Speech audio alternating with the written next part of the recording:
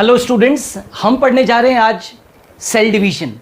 और cell division का हम जो पार्ट आज पढ़ रहे हैं वो है माइटोसिस। इसे हम समसूत्री विभाजन के नाम से जानते हैं। सबसे पहले ये जो टर्म माइटोसिस है, ये जो शब्द माइटोसिस है, आपको इसका मतलब मालूम होना चाहिए कि ये माइटोसिस शब्द क्या कहता है। तो यहाँ पर देखिएगा कि माइटोसिस का मतलब होता है थ्रेड स्टेट, यानी कि कैसी है, धागे वाली स्टेज है, थ्रेड लाइक स्टेज होती है। सबसे पहले ये जो माइटोसिस शब्द है, ये जिस वैज्ञानिक ने दिया था उसका नाम था वॉल्टर फ्लेमिंग। और चूंकि माइटोसिस जो है वो पादप और जंतु कोशिका दोनों में पाया जाता है, तो आपको ये भी मालूम होना चाहिए कि पादपों में सबसे पहले इसे किसने देखा।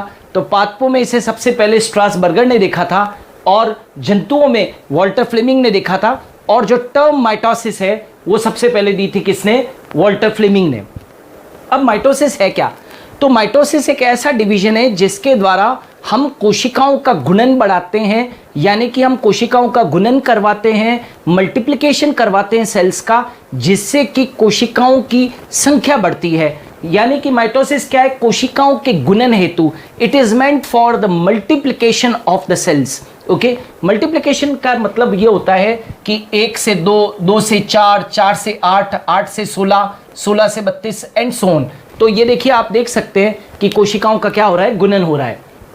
प्लस ये माइटोसिस की सबसे बड़ी स्पेशलिटी है कि माइटोसिस जो होता है वो कायिक कोशिका में संपन्न होता है, यानी कि कायिक कोशिका को हम बोलते हैं वेजिटेटिव सेल या सोमेटिक सेल। और माइटोसिस है क्या?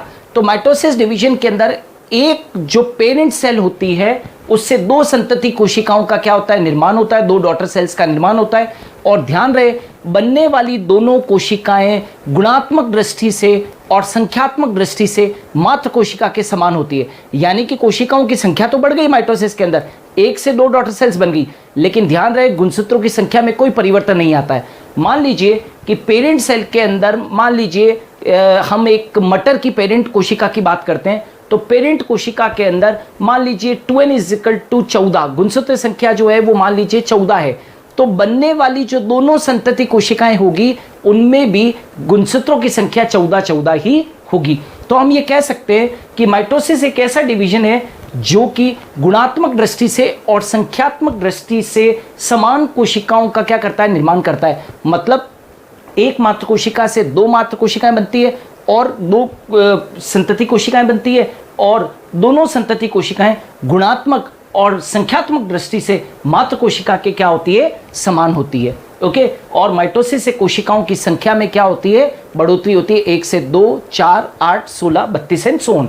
अब यदि मान लीजिए कि आप लैब के अंदर, प्रयोगशाला के अंदर यदि माइटोसिस का अध्ययन करना चाहते हैं, यदि आप स्टडी करना चाहते हैं माइटोसिस की अलग अलग स्टेजेस को, तो सबसे बढ़िया मटेरियल कौन सा होता है? तो ओनियन रूट टिप, यानी कि प्याज का जो मूल शीर्ष होता है वो सबसे बढ़िया मटेरियल होता है। साथ के साथ हमें यह भी मालूम होना चाहिए कि माइटोसिस आखिर इंपॉर्टेंट क्यों है, माइटोसिस किसके लिए होता है। तो माइटोसिस वृद्धि और विकास के लिए, it is important for the growth and development. ये वृद्धि और विकास के लिए इंपॉर्टेंट होता है। साथ के साथ ये आनुवंशिक स्थायित्वता के लिए बहुत इंपॉर्टेंट होता है। ये जेनेटिक स्टेबिलिटी देता है। क्यों? क्योंकि ये गुणसूत्रों की संख्या को बदलता नहीं है। बनने वाली जो दोनों कोशिकाएं होती है वो गुणात्मक दृष्टि से और संख्यात्मक दृष्टि से मात्र कोशिका की क्या होती है, समान होती है। इसका मतलब ये हुआ कि माइटोसिस डिवीजन आनुवंशिक स्थायित्वता प्रदान करता है। इतना ही नहीं, ये मरम्मत के लिए, रिपेयर के लिए, राइट, घावों को भरने के लिए, वाउंड हीलिंग के लिए, रीजनरेशन के लिए, पुनरुद्भवन के लिए और जीवन की सततता के लिए, कंटिन्यूटी ऑफ लाइफ के लिए भी माइटोसिस बहुत बहुत क्या होता है, इंपॉर्टेंट होता है। तो ये है माइटोसिस का सिग्निफिकेंस, ये माइटोसिस का महत्व है। अब जब हम बात माइटोसिस की करते हैं, समसूत्री विभाजन की करते हैं, तो समसूत्री विभाजन को 2 चरणों में पूरा पढ़ा जाता है। सबसे पहला जो होता है कैरियोकाइनेसिस और एक होता है साइटोकाइनेसिस। ध्यान रहे, पहले कैरियोकाइनेसिस होता है, बाद में साइटोकाइनेसिस होता है। अर्थात पहले केंद्रक का विभाजन होता है और बाद में क्या होता है, कोशिका द्रव्य का विभाजन होता है। तो हम सबसे पहले समसूत्री विभाजन के अंदर, माइटोसिस के अंदर हम पहली स्टेज पढ़ने जा रहे हैं कैरियोकाइनेसिस, यानी कि केंद्रक का विभाजन। केंद्रक का विभाजन में क्या होगा, हम पेरेंट सेल के एक केंद्रक से 2 संतति केंद्रों को क्या करेंगे, निर्माण करेंगे। और ये जो केंद्रक विभाजन है ये 4 चरणों के अंदर क्या हो जाता है, पूरा हो जाता है। इन्हें याद करने के लिए हम ऐसे लिखते हैं PMAT, यानी कि प्रोफेज, मेटाफेज, एनाफेज और टीलोफेज। याद रहे ये क्रमबद्ध प्रक्रियाएं हैं। प्रोफेज के बाद में ही मेटाफेज आती है, मेटाफेज के बाद में एनाफेज आती है और एनाफेज के बाद में क्या आती है, टीलोफेज स्टेज आती है। तो हम एक पेरेंट सेल के केंद्रक से 2 संतति केंद्रकों का भी निर्माण करने जा रहे हैं और उसके निर्माण के लिए 4 स्टेजेस जो है वो बहुत इंपॉर्टेंट है। One is non is the prophase, metaphase, anaphase और टीलोफेज। सबसे पहले हम जो स्टेज पढ़ने जा रहे हैं वो है कौन सी, प्रोफेज स्टेज। ये वाली जो स्टेज है प्रोफेज, उसको देखिए आप। ये जो प्रोफेज है ये सबसे पहली स्टेज है। ये पूरे के पूरे जो 4 स्टेजेस हैं, प्रोफेज, मेटाफेज, एनाफेज और टीलोफेज, उसमें सबसे लंबी प्रवस्था है। प्रोफेज को सबसे लंबी प्रवस्था माना गया है इन चारों स्टेजेस के अंदर, प्रोफेज, मेटाफेज, एनाफेज और टीलोफेज के अंदर। आप देख सकते हैं कि मैंने प्रोफेज को समझाने के लिए यहाँ पर 3 स्टेजेस बना रखी है। पहले अर्ली प्रोफेज, मिड प्रोफेज और लेट प्रोफेज। यदि आप इन तीनों स्टेजेस को पढ़ते हैं तो आपको आसानी से समझ में आएगा कि ये माइटोसिस की प्रोफेज की जो ये स्टेजेस हैं वो आप अच्छे से पढ़ पाएंगे, राइट।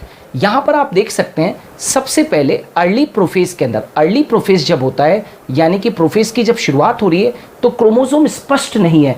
यहाँ पर आप देख सकते हैं क्रोमेटिन जाल है, यानी कि गुणसूत्र स्पष्ट नहीं है। यहाँ पर आपको धागेनुमा संरचनाएं दिख रही है, गुणसूत्रों के बीच में न्यूनतम कुंडलन है और गुणसूत्र जो हैं वो आपको स्पष्ट दिखाई नहीं दे रहे हैं। और ये कैसे दिखाई दे रहे हैं, धागेनुमा दिखाई दे रहे हैं। गुणसूत्र आपको पतले दिखाई दे रहे हैं, तंतुमय दिखाई दे रहे हैं और ये कैसा दिखाई दे रहा है, जालिकामय दिखाई दे रहा है। लेकिन थोड़ा सा आप आगे बढ़ेंगे, मिड प्रोफेज तक जाएंगे तो इसमें आप देखोगे कि गुणसूत्र जो होते हैं वो धीरे धीरे क्या हो जाते हैं, कुंडलित होना शुरू होते हैं, उनका जलीकरण होना शुरू हो जाता है, उनके अंदर पानी बाहर निकल जाता है और क्या हो जाता है, डिहाइड्रेशन हो जाता है और उस कारण से गुणसूत्र छोटे और क्या हो जाते हैं, मोटे हो जाते हैं, राइट। और वो कैसे हो जाते हैं, स्पष्ट आपको दिखाई देने लगते हैं। आपको आगे की स्टेजेस में, प्रोफेज के आगे की स्टेजेस में आपको एक ऐसा गुणसूत्र दिखाई देना शुरू होगा जिसके बीच में तो क्या है, गुणसूत्र बिंदु है, जिसमें बीच में तो क्या है, गुणसूत्र बिंदु है और आपको स्पष्ट गुणसूत्र की 2 भुजाएं यानी कि क्रोमेटिड स्पष्ट रूप से दिखाई देगी, राइट। आप शुरुआत में देख सकते हैं माइटोसिस के अंदर बाकायदा केंद्रक झिल्ली है और केंद्रिका भी है। ये क्या है, केंद्रिका है और चारों तरफ क्या है, केंद्रक झिल्ली है। अर्ली प्रोफेज के अंदर आपको केंद्रक झिल्ली भी दिखाई दे रही है और केंद्रिका भी दिखाई दे रही है, राइट। मिड प्रोफेज के अंदर भी आपको केंद्रक झिल्ली भी दिखाई दे रही है और केंद्रिका भी दिखाई दे रही है। लेकिन लेट प्रोफेज के अंदर, ये प्रोफेज का बहुत कैरेक्टरिस्टिक फीचर है कि लेट प्रोफेज के अंदर केंद्रक झिल्ली क्या हो जाती है, विलुप्त हो जाती है। आप देख सकते हैं कि यहाँ पर केंद्रक झिल्ली क्या हो गई है, विलुप्त हो गई है और साथ के साथ केंद्रिका भी क्या हो जाती है, विलुप्त हो जाती है। ये प्रोफेज का बहुत इंपॉर्टेंट फीचर है कि प्रोफेज, लेट प्रोफेज के अंदर केंद्रिका और केंद्रिका व केंद्रक झिल्ली दोनों क्या हो जाती है, विलुप्त हो जाती है। साथ के साथ आप लोग एक और चीज़ ध्यान रखनी होगी कि मान लीजिए कि ये जो सेल है, मान लीजिए यदि ये जो सेल है वो एक जंतु कोशिका है, एनिमल सेल है, तो एनिमल सेल में केंद्रक के पास में क्या पाया जाता है, तारककाय। ये कोई ज़रूरी नहीं है कि हर सेल के अंदर तारककाय मिलेगा ही मिलेगा। प्लांट सेल के अंदर तारककाय नहीं पाया जाता है। अब एक बार के लिए मान के चलते हैं कि ये जो सेल मैंने आपके सामने बना रखी है ये एक एनिमल सेल है, तो एनिमल सेल के अंदर न्यूक्लियस के पास में क्या पाया जा रहा है, तारककाय। तारककाय का मतलब होता है सेंट्रोसोम। और आप मिड प्रोफेज के अंदर देख सकते हो कि ये जो सेंट्रोसोम था, तारककाय था, वो 2 तारक केंद्रों के अंदर विभाजित हो गया है। 2 तारक केंद्रों के अंदर क्या हो गया है, विभाजित हो गया है। और ये तारक केंद्र जो हैं वो विपरीत ध्रुवों पर जाना शुरू हो गए। ये क्या चीज़ है, ये ध्रुव है, ये विपरीत ध्रुव है। तो एक तारक केंद्र तो इस ध्रुव के ऊपर आएगा और एक तारक केंद्र कहाँ पर आएगा, उस ध्रुव के ऊपर जाएगा। आप देख सकते हैं इस वाले डायग्राम के अंदर लेट प्रोफेज के अंदर मैंने तारक केंद्रों को कहाँ पर बना रखा है, ध्रुवों पर बना रखा है, क्योंकि यहाँ पर तारक केंद्रों की गति शुरू हो चुकी थी और यहाँ पर तारक केंद्र कहाँ पर पहुँच चुके हैं, ध्रुवों के ऊपर पहुँच चुके हैं। और इतना ही नहीं, जब तारक केंद्र ध्रुवों के ऊपर पहुँच जाते हैं तो उनसे तरकु तंतु निकलना क्या हो जाते हैं, शुरू हो जाते हैं, यानी कि स्पिंडल फाइबर्स यहाँ पर आपको स्पष्ट रूप से दिखाई देंगे। ये जो किरणें जैसी जो स्ट्रक्चर्स दिख रही है ये वास्तव में क्या है, स्पिंडल फाइबर्स हैं, यानी कि क्या है, तरकु तंतु है। अब कई वैज्ञानिकों के अलग अलग मत है। कई लोग ये कहते हैं कि लेट प्रोफेज के अंत में ही तरकु तंतुओं का निर्माण हो जाता है, स्पिंडल फाइबर्स का निर्माण हो जाता है। और कुछ लोग ये कहते हैं कि मेटाफेज जब आरंभ होता है तो मेटाफेज स्टेज के अंदर तरकु तंतु का क्या होता है, निर्माण होता है। तो यहाँ पर देखिए तारक का है, 2 तारक केंद्रों के अंदर विभक्त हो चुका है, गुणसूत्र स्पष्ट हो चुके हैं, यहाँ पर केंद्रक झिल्ली विलुप्त हो चुकी है, केंद्रिका विलुप्त हो चुकी है, तारक केंद्र ध्रुवों के ऊपर पहुंच चुके हैं और ध्रुवों के ऊपर जो तारक केंद्र पहुंच चुके हैं उनसे तरकु तंतुओं का निर्माण चालू हो गया है, स्पिंडल फाइबर का फॉर्मेशन यहाँ पर चालू हो गया है। और याद रहे कि जब प्रोफेज के अंत में सारे के सारी जब ये केंद्रक झिल्ली जो केंद्रक झिल्ली है वो विलुप्त हो जाती है तो सभी गुणसूत्र कहाँ पर दिखाई देंगे? कोशिका द्रव्य के अंदर दिखाई देंगे। क्यों? क्योंकि केंद्रक झिल्ली तो विलुप्त हो गई है, तो केंद्रक झिल्ली के बाहर क्या है? यहाँ पर क्या है? पूरा कोशिका द्रव्य। तो ये सारे के सारे गुणसूत्र कहाँ पर आ जाएंगे? कोशिका द्रव्य के अंदर आ जाएंगे। तो प्रोफेज के अंत में आपने देखा कि केंद्रक झिल्ली विलुप्त हो गई है, केंद्रिका विलुप्त हो गई है और सारे गुणसूत्र कहाँ पर आ चुके हैं? कोशिका द्रव्य के अंदर आ चुके हैं। अब जरा देखें मेटाफेज अवस्था। अब जो अगली स्टेज होती है उसका नाम क्या है? Metaphase stage. ये मेटाफेज स्टेज जो है वो सबसे इंपॉर्टेंट स्टेज है पूरे के पूरे समसूत्री विभाजन की। सबसे इंपॉर्टेंट स्टेज जो होती है वो कौन सी है? मेटाफेज स्टेज है। तो उसको देखें, ये मेटाफेज स्टेज कैसी होती है। देखिए, मेटाफेज स्टेज के बारे में पहले तो आपको कुछ मुख्य बिंदु जो परीक्षा के अंदर पूछे जाते हैं वो आपको लिख देता हूं। तो इसको सबसे बेस्ट स्टेज माना गया है, सबसे बेस्ट स्टेज माना गया है ना। यानी कि गुणसूत्रों की आकार की यानी कि मॉर्फोलॉजी आकार के अध्ययन के लिए सबसे बढ़िया स्टेज। ओके। दूसरी जो है वो याद रखना, सभी गुणसूत्र जो होते हैं इस स्टेज में, सभी गुणसूत्र मध्य प्लेट पर व्यवस्थित हो जाते हैं। मध्य प्लेट पर व्यवस्थित हो जाते हैं। तीसरा बिंदु, गुणसूत्रों की व्यवस्था कैसी है? तो देखिएगा, गुणसूत्र बिंदु जो होता है, गुणसूत्र बिंदु मध्य प्लेट पर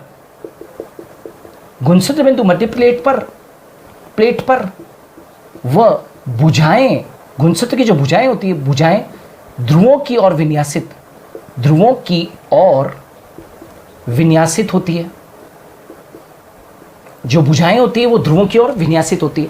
साथ के साथ याद रखना, बड़े गुणसूत्र जो होते हैं, बड़े गुणसूत्र वो तो परिधि के ऊपर होते हैं, परिधि पर, व छोटे गुणसूत्र जो होते हैं, छोटे गुणसूत्र मध्य भाग की तरफ होते हैं,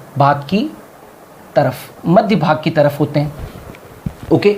और याद रहे कि यहां पर आपको 2 प्रकार के तरकु तंतु दिखाई देंगे, यानी कि आपको 2 प्रकार के स्पिंडल फाइबर दिखाई देंगे। याद रखना, स्पिंडल फाइबर जो होते हैं वो गुणसूत्रों को विपरीत ध्रुवों पर ले जाने के लिए काम में आते हैं। तो एनाफेज स्टेज के अंदर ये गुणसूत्रों को कहाँ लेके जाएंगे? विपरीत ध्रुवों के ऊपर लेके जाएंगे। आपको 2 प्रकार के तरकु तंतु यहाँ पर दिखते हैं।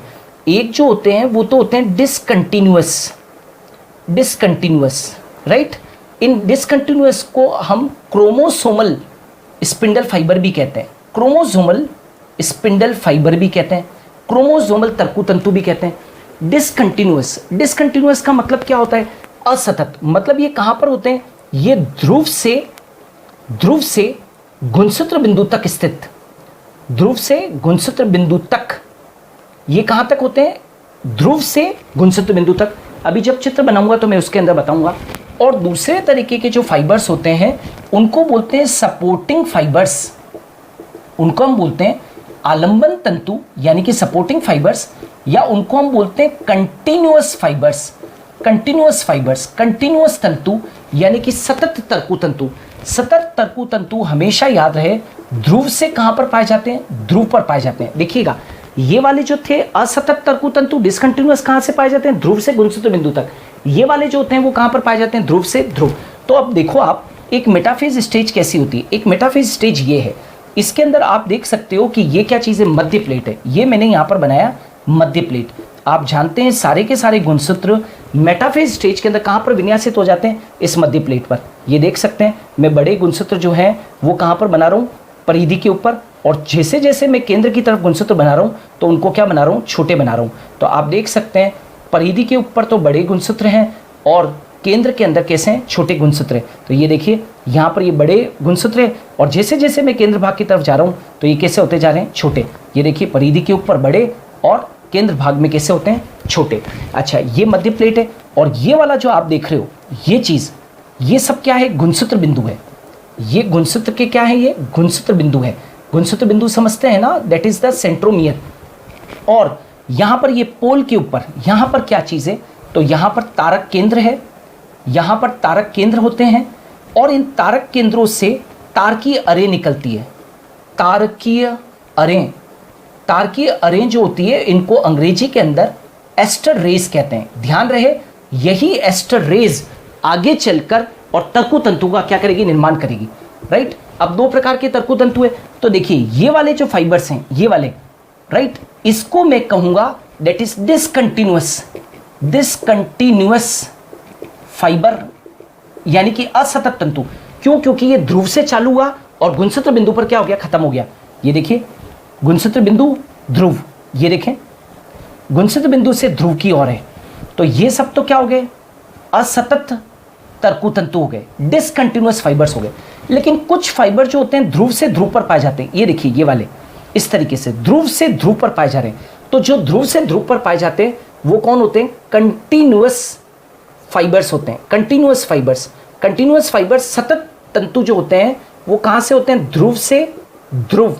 और ये वाले जो होते हैं डिसकंटिन्यूअस, वो ध्रुव से कहाँ तक होते हैं, गुणसूत्र बिंदु तक पाए जाते हैं। और ये वाली जो है वो क्या है, मध्य प्लेट है। आप देख सकते हैं भुजाएं जो है वो किधर की तरफ, परिधि की ओर विन्यासित है, यानी कि ध्रुवों की ओर विन्यासित है भुजाएं।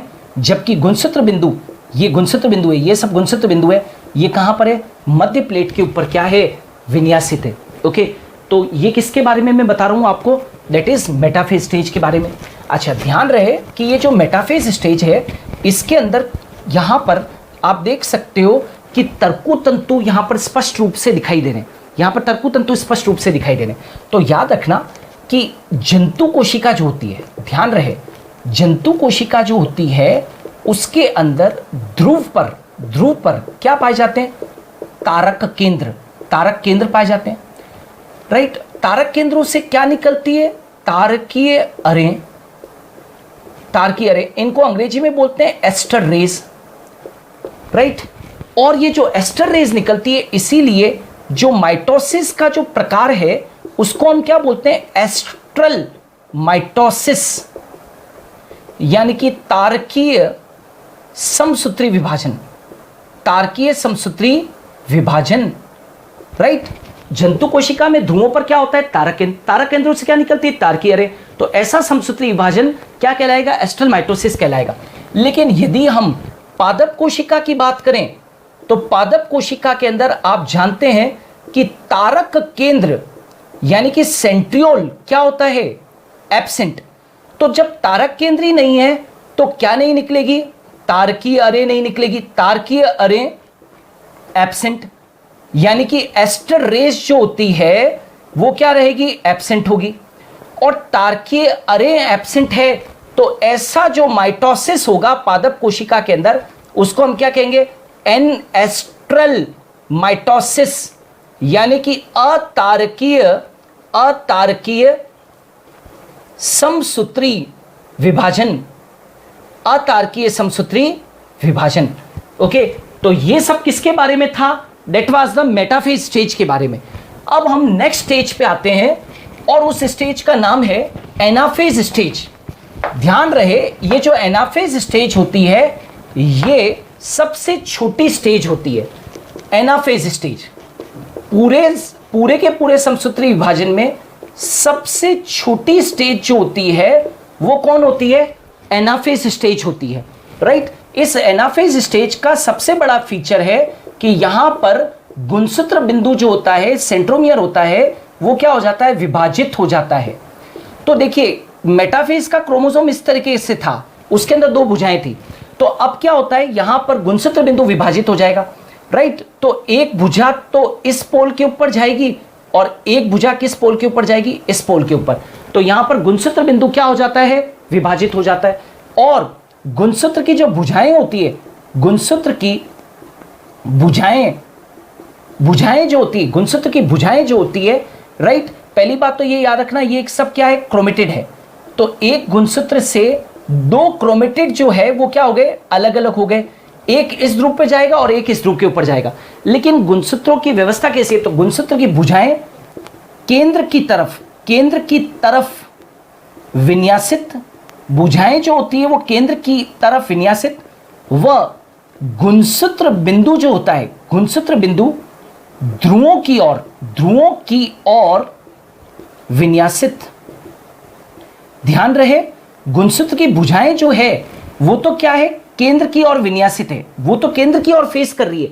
लेकिन ये जो गुणसूत्र बिंदु है ये किधर है, ये ध्रुवों की ओर क्या कर रहे हैं, फेस कर रहे हैं।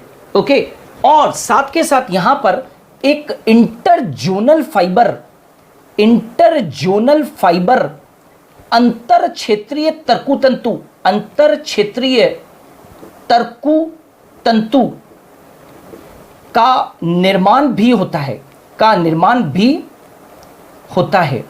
देखिए मेटाफेज के अंदर जो दो फाइबर बने थे, कंटिन्यूअस और डिसकंटिन्यूअस, वो तो यहां पर विद्यमान है ही, लेकिन साथ के साथ एक एडिशनल फाइबर और बन जाता है जिसको कि हम क्या कहते हैं, इंटरजोनल फाइबर कहते हैं। ध्यान रहे, जो आपने डिसकंटिन्यूअस फाइबर पढ़े थे मेटाफेज स्टेज के अंदर, यानी कि जो आपने क्रोमोसोमल स्पिंडल फाइबर पढ़े थे, क्रोमोसोमल स्पिंडल फाइबर जो आपने पढ़े थे, वो इस स्टेज में तो क्या करते हैं, संकुचन करते हैं। ध्यान रहे, और ये जो इंटरजोनल फाइबर है, इंटरजोनल फाइबर अंतर क्षेत्रीय तर्कु तंतु, इनका यहां पर क्या होता है, रिलैक्सेशन होता है, राइट। इनका क्या होता है, रिलैक्सेशन, और इनका क्या होता है, संकुचन। तो जब क्रोमोसोमल फाइबर संकुचन करते हैं तो ये क्रोमोसोम को विपरीत ध्रुवों पर पुल करते हैं, और इंटरजोनल फाइबर जो है वो विपरीत ध्रुवों के ऊपर क्रोमोसोम को क्या करते हैं, पुश करते हैं। तो यहां पर एक विशेष प्रक्रिया चलती है जिसको बोलते हैं पुलिंग प्लस पुशिंग मैकेनिज्म चलता है, और इस पुशिंग और पुलिंग मैकेनिज्म के कारण क्रोमोसोम कहां पर पहुंच जाते हैं, विपरीत ध्रुवों पर गति करना क्या कर देते हैं, शुरू। देखेंगे ये एनाफेज स्टेज है, राइट। आपने देखा है कि क्रोमोसोम विभाजित हो चुका था, तो हर एक क्रोमोसोम की दो भुजाएं बन जाती है। बेसिकली क्रोमोसोम कैसा था, ऐसा था, लेकिन ये विभाजित हो गया तो दो दो भुजाएं बन जाती है। तो हर एक भुजा जो होती है वो एक ध्रुव के ऊपर जाती है और दूसरे ध्रुव के ऊपर, राइट। तो ये कौन से ध्रुव हैं, और आप अच्छी तरह से जानते हैं ये कौन से फाइबर है, ये कौन से हैं, क्रोमोसोमल फाइबर्स हैं। क्रोमोसोमल फाइबर, डिसकंटिन्यूअस फाइबर, जो ध्रुव से कहां पर पाए जाते हैं, जो ध्रुव से सेंट्रोमियर बिंदु तक, गुणसूत्र बिंदु तक क्या होते हैं, पाए जाते हैं।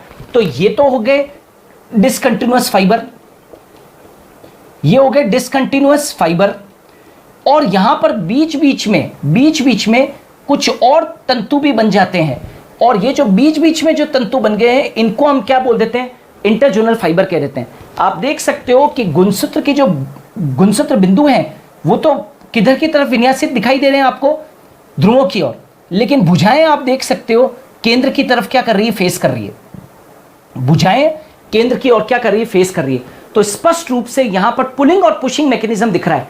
ये वाले जो फाइबर है डिसकंटिन्यूअस फाइबर, ये तो क्रोमोसोम को खींच रहे हैं, पुल कर रहे हैं, और सोने के ऊपर सुहागा ये हो रहा है कि इंटरजोनल फाइबर रिलैक्स हो रहे हैं। तो इंटरजोनल फाइबर रिलैक्स हो रहे हैं, तो इंटरजोनल फाइबर तो कर रहे हैं पुश, और जो कंटिन्यूअस फाइबर्स हैं यानी कि क्रोमोसोमल तंतु है वो क्रोमोसोम को खींच रहे हैं ध्रुवों की ओर। तो यहां पर पुलिंग और पुशिंग मैकेनिज्म हो रहा है, जिसकी वजह से गुणसूत्र जो है वो कहां पर पहुंचने की कोशिश कर रहे हैं, ध्रुवों के ऊपर पहुंचने की कोशिश कर रहे हैं। और एनाफेज स्टेज के ठीक बाद में अभी जब आप नेक्स्ट स्टेज देखोगे, that is known as the telophase stage. तो टीलोफेज स्टेज के अंदर क्रोमोसोम कहां पर पहुंच जाते हैं, दैट इज ध्रुवों के ऊपर पहुंच जाते हैं। तो टीलोफेज स्टेज के अंदर क्या होता है, क्रोमोसोम, ध्यान रहे, क्रोमोसोम ध्रुवों पर पहुंच जाते हैं, ध्रुवों पर पहुंच जाते हैं। एनाफेज में तो केवल उनकी गति चालू हुई थी, लेकिन यहां पर क्या हो जाते हैं, ये ध्रुवों के ऊपर पहुंच जाते हैं। टीलो का मतलब ही क्या है, लास्ट, प्रोफेज की लास्ट अवस्था है, तो क्रोमोसोम ध्रुवों के ऊपर पहुंच जाते हैं। याद रहे, टीलोफेज स्टेज जो होती है, टीलोफेज प्रोफेज की अपोजिट प्रावस्था है, प्रोफेज की अपोजिट स्टेज है। जो काम प्रोफेज में होता है उसका उल्टा यहां पर होता है। कैसे, देखिएगा, यहां पर क्रोमोसोम जो होते हैं वो वापस से विकुंडलित हो जाते हैं, विकुंडलित एवं धागेनुमा हो जाते हैं, धागेनुमा हो जाते हैं। आपने देखा था कि वहां पर क्रोमोसोम क्लियर होना शुरू हो गए थे, यहां पर वापस से वो धागेनुमा हो जाते हैं। ठीक है, साथ के साथ याद रखना केंद्रक झिल्ली वहां पर विलुप्त हो गई थी, यहां पर केंद्रक झिल्ली पुनः क्या हो जाती है, निर्मित, केंद्रक झिल्ली पुनः निर्मित हो जाती है और केंद्रिका भी क्या हो जाती है, केंद्रिका पुनः निर्मित हो जाती है। और याद रहे अंत में दो संतति केंद्रक बन जाते हैं, केंद्रक बन जाते हैं। राइट, हमारा ध्येय भी क्या था, हम क्या पढ़ रहे थे, केंद्रक विभाजन। तो केंद्रक विभाजन के अंदर प्रोफेज, मेटाफेज, एनाफेज और टीलोफेज, टीलोफेज के अंत में क्या बनना चाहिए था, दो संतति केंद्रक। यहां पर दो संतति केंद्रक बन जाएंगे। मैं टीलोफेज को समझाने के लिए दो चित्र यहां पर बनाता हूं। ये देखिए, यहां पर क्रोमोसोम विपरीत ध्रुवों के ऊपर पहुंच चुके हैं। यहां पर टीलोफेज में, यहां पर आप ये देख सकते हैं, ये डायग्राम जो है वो अर्ली टीलोफेज स्टेज का है, जिसमें कि आप देख सकते हो कि क्रोमोसोम जो है वो कहां पर पहुंच चुके हैं, ध्रुवों के ऊपर। ये ध्रुवों के ऊपर क्या हो चुके हैं, पहुंच चुके हैं। अब जैसे ही वो ध्रुवों के ऊपर पहुंच जाते हैं तो क्या होता है कि ये क्रोमोसोम फिर से विकुंडलित हो जाते हैं, ऐसे धागेनुमा हो जाते हैं। और साथ के साथ आप देखो यहां पर केंद्रक झिल्ली निर्मित हो जाती है और यहां पर केंद्रिका भी निर्मित हो जाती है। जैसे इस ध्रुव के ऊपर हुआ है वैसे यहां पर भी होगा कि यहां पर क्या निर्मित हो जाते हैं, गुणसूत्र जो होते हैं वो धागेनुमा हो गए। धागेनुमा होने के बाद में उनके चारों तरफ क्या बन गई, केंद्रक झिल्ली, और यहां पर क्या बन गई, केंद्रिका भी बन गई। तो यहां पर क्या चीज है, ये क्या है, कोशिका द्रव्य है। ये तो हो गया कोशिका द्रव्य, लेकिन अभी तक कोशिका द्रव्य का तो विभाजन हुआ ही नहीं है। राइट, लेकिन आप देख सकते हो कि ध्रुवों के ऊपर दो केंद्रक जरूर बन गए। एक केंद्रक में क्या होता है, केंद्रिका होती है, और क्या होता है, केंद्रक झिल्ली होती है, और क्या होता है, गुणसूत्र। तो ये तो बन गया केंद्रक, ये भी केंद्रक, और ये भी क्या बन गया, केंद्रक। तो आप मुझे बताइए कि यहां पर क्या है, एक केंद्रक से हमने जब पूरा समसूत्री विभाजन चालू किया था तो एक केंद्रक से मैंने कितने संतति केंद्रक बना दिए। तो इस स्टेज के अंत में कितने संतति केंद्रक बन गए, दो संतति केंद्रक बन गए। इसका मतलब मैं कह सकता हूं कि समसूत्री विभाजन के अंत में दो संतति केंद्रकों का क्या हो गया, निर्माण। लेकिन हम जानते हैं कि समसूत्री विभाजन के अंदर हमको न केवल दो केंद्रकों का विभाजन करना है, हमें किसका निर्माण करना है, दो कोशिकाओं का क्या करना है, निर्माण करना है। और आपको ये मालूम होना चाहिए कि कोशिकाओं के निर्माण के लिए हमें क्या पढ़ना होगा, कोशिका द्रव्य विभाजन पढ़ना होगा। तो यहाँ पर देखिए, मैं यहाँ पर सेकेंड स्टेज लिख रहा हूँ माइटोसिस की, और उसको हम बोलते हैं साइटोकाइनेसिस। मतलब कि कोशिका द्रव्य का क्या होगा, विभाजन होगा।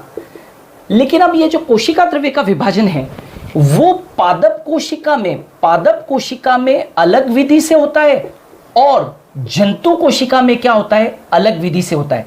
आपको ये याद होना चाहिए कि जंतु कोशिका के अंदर तो ये किस विधि के द्वारा होता है, कोशिका खांच विधि के द्वारा, कोशिका खांच विधि द्वारा होता है।